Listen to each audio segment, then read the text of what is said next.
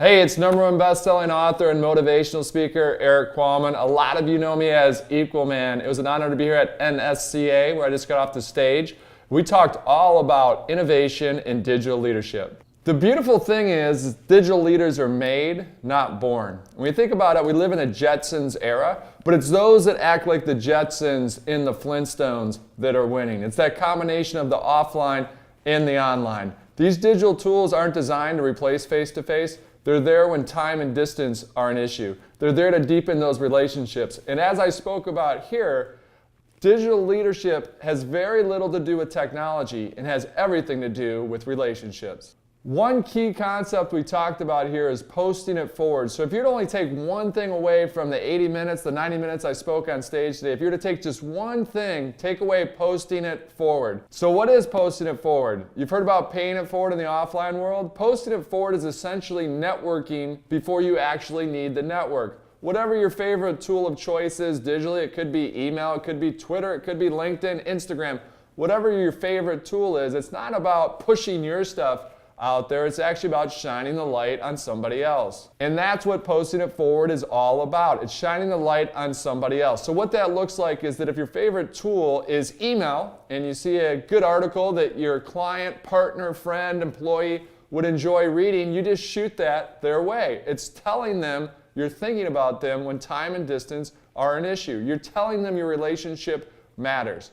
Or if your favorite tool is Twitter, it's using a hashtag like FF for Follow Friday and just listing out 3 people that you think are thought leaders, or 3 people that you follow, or 3 people you think other people should follow. Again, that's posting it forward. It's actually networking before you need the network. Another example of posting it forward is if you're on LinkedIn. It's going and endorsing people for the skill set that they have. Literally carve out 3 minutes a day to post it forward. It's as simple as that. Just put it in your calendar. 3 minutes a day to post it forward. Because the issue is most of us network when we actually need the network. That's the worst time to network. The best time to network is when you actually don't need the network. So if you post it forward for a minimum of 3 minutes a day, you'll find that's going to increase your business, but most importantly, it's going to make that person feel better. And long term, that's what we're all here for. And long term, if you think about it, it's going to grow your business. So we've talked about the Flintstones, Jetsons, the offline, online coming together. It's all about relationships when we talk about digital leadership. And we specifically spoke about posting it forward. So let me tell you a story of what that looks like. So I was up in Indianapolis about to give a speech, and I was running in the morning around 9 o'clock. My speech was at noon.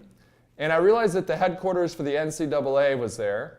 And I sat there and said, oh my gosh, I can't believe I did not set up a meeting with the NCAA. You see, I have a book called What Happens in Vegas Stays on YouTube. And so many universities were using it that they asked us to adjust some of it. And we had a new book called What Happens on Campus Stays on YouTube that helps students produce their best digital reputation and then protect it. So here I am jogging. I go, oh my gosh, the NCAA, they'd be a perfect partner to help all these students out there. So I go, oh, I can't believe we didn't set up this meeting. But I go, you know what? You only live once. I'm going to go see if I can get a meeting. Now, it's one of the few places in the world that you could actually go wearing your gym clothes and sweating and try to get a meeting. But I run up there, and it turns out they have a lot of security at the NCAA. They have an old school security box there, call box. And so I go up there and I say, can I have a meeting? Basically a terrible sales pitch. They say, no, you can't get in here. It turns out the reason they have so much security there is because Homeland Security is actually in the basement of that building.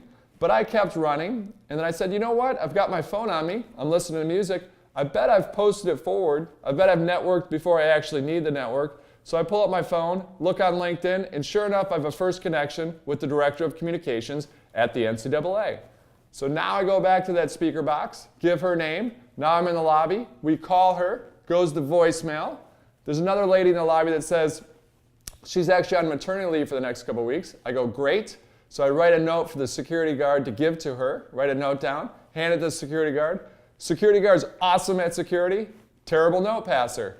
But it turns out Ryan is sitting there in the lobby about to go up for a job interview for digital marketing. In the course of that job interview, they show a video that my team produced. And Ryan says, I know this sounds crazy, but I'm pretty sure the guy with the green glasses that made that video was just in the lobby.